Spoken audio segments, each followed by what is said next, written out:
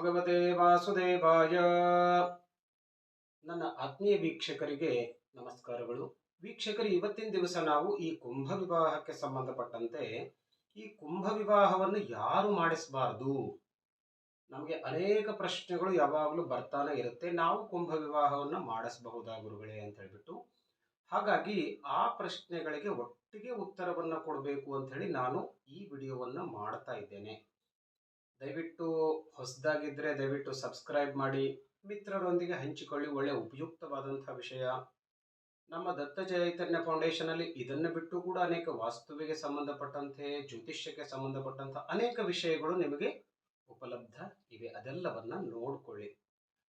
ನೋಡಿ, ನಮ್ಮ ಇವತ್ತಿನ ವಿಷಯ ಈ ಕುಂಭ ವಿವಾಹವನ್ನು ಯಾರು ಮಾಡಿಸಬಾರದು. ಎಷ್ಟೋ ಜನ ಅದು ಉಪಯೋಗ ಇಲ್ಲದೇ ಇದ್ರೂ ಕೂಡ, ಅಥವಾ ಅದರಿಂದ ತೊಂದರೆ ಆಗ್ತಿದ್ರೂ ಕೂಡ ಅದನ್ನ ಮಾಡಿಸಲಿಕ್ಕೆ ತಯಾರಿಯಾಗಿರ್ತಾರೆ.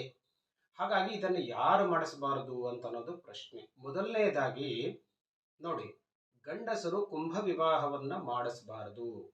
ನಾನು ನನ್ನ ಮೊದಲಿನ ವಿಡಿಯೋದಲ್ಲಿ ಆಗಲೇ ಹೇಳಿದ್ದೇನೆ. ನಾನು ಗಂಡಸರಿಗೆ ಅರ್ಕ ವಿವಾಹ ಮತ್ತು ಕದಳಿ ವಿವಾಹವನ್ನ ಹೇಳಿದ್ದಾರೆ. ಹಾಗಾಗಿ ಕುಂಭ ವಿವಾಹ ಮಾತ್ರ ಸ್ತ್ರೀಯರಿಗಾಗಿ, ಅಂದ್ರೆ ಹೆಂಗಸರಿಗೆ ಮಾತ್ರ ಈ ಕುಂಭ ವಿವಾಹ ಇರತಕ್ಕದ್ದು. ಹಾಗಾಗಿ ಕುಂಭ ವಿವಾಹವನ್ನ ಗಂಡಸರು ಮಾಡಿಸಬಾರದು. ಜಾತಕದಲ್ಲಿ ಕುಜದೋಷ ಇದ್ರೂ ಕೂಡ, ಅಥವಾ ಅಷ್ಟಮ ಸ್ಥಾನ ಅಥವಾ ಸಪ್ತಮ ಸ್ಥಾನ ಅಂದ್ರೆ ಕಳತ್ರ ದೋಷ ಇದ್ರೂ ಕೂಡ ಕುಂಭ ವಿವಾಹವನ್ನ ಮಾಡಿಸತಕ್ಕದ್ದಲ್ಲ. ಇದನ್ನ ನೆನಪಿನಲ್ಲಿ ಇಟ್ಟುಕೊಳ್ಳಿ. ಇನ್ನು ಎರಡನೆಯವರು ಅಂತ ಕೇಳಿದ್ರೆ, ಯಾರಿಗೆ ಯಾವ ಹೆಣ್ಣು ಮಗಳಿಗೆ ವಿವಾಹ ಆಗಿರುತ್ತೋ ಅದಾದ ನಂತರ ಜಾತಕವನ್ನ ತೋರಿಸ್ತಾರೆ. ಜಾತಕದಲ್ಲಿ ಈ ಪ್ರಕಾರವಾಗಿ ದೋಷ ಇದೆ ಅಂತಂದಾಗ ವಿವಾಹವಾದ ನಂತರ ಕುಂಭ ವಿವಾಹವನ್ನ ಮಾಡಿಸ್ಲಿಕ್ಕೆ ತಯಾರಾಗ್ತಾರೆ. ಅದು ತಪ್ಪು. ಹಾಗಾಗಿ ಯಾರಿಗೆ ವಿವಾಹ ಆಗಿದೆಯೋ, ಅಂದ್ರೆ ಮದುವೆ ಆಗಿದೆಯೋ, ಅವರು ಕುಂಭ ವಿವಾಹವನ್ನ ಮಾಡತಕ್ಕದ್ದಲ್ಲ.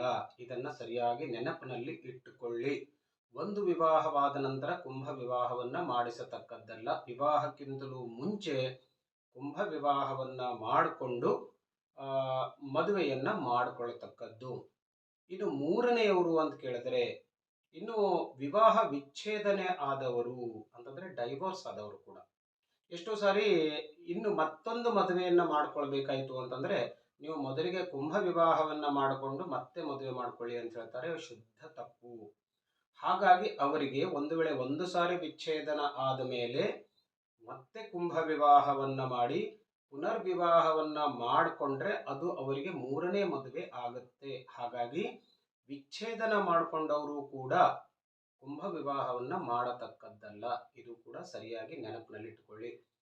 ಹಾಗಾದ್ರೆ ಪರಿಹಾರ ಏನು ಗುರುಗಳೇ ಅಂತ ಕೇಳಿದ್ರೆ, ಈಗ ಕುಂಭ ವಿವಾಹಕ್ಕೆ ಬೇಕಾಗುವಂತಹ ದೋಷ ಯಾವುದು, ಅಥವಾ ಯಾವ ಗ್ರಹದಿಂದ ಅಲ್ಲಿ ದೋಷ ಉಂಟಾಗ್ತಿದೆ ಅಂತ ಅನ್ನೋದನ್ನ ತಿಳ್ಕೊಂಡು ಬಿಟ್ಟು ಆ ಗ್ರಹಕ್ಕೆ ಸಂಬಂಧಪಟ್ಟಂತಹ ಪೂಜಾ ಶಾಂತಿಗಳನ್ನ ಮಾಡಿಕೊಂಡ್ರೆ ನೀವು ಸಾಕು. ಹಾಗಾಗಿ ಕುಂಭ ವಿವಾಹವನ್ನ ಖಂಡಿತವಾಗಿಯೂ ಮಾಡಿಕೊಳ್ಬೇಡಿ.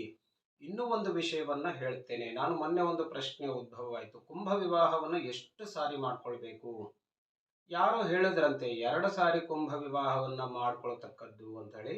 ಇದು ಕೂಡ ಬಹಳ ತಪ್ಪು. ಹಾಗಾಗಿ ಮದುವೆಗೆ ಮುಂಚೆ ಕೇವಲ 1 ಸಾರಿ ಮಾತ್ರ ಕುಂಭ ವಿವಾಹವನ್ನ ಮಾಡ್ಕೊಳ್ಬೇಕು.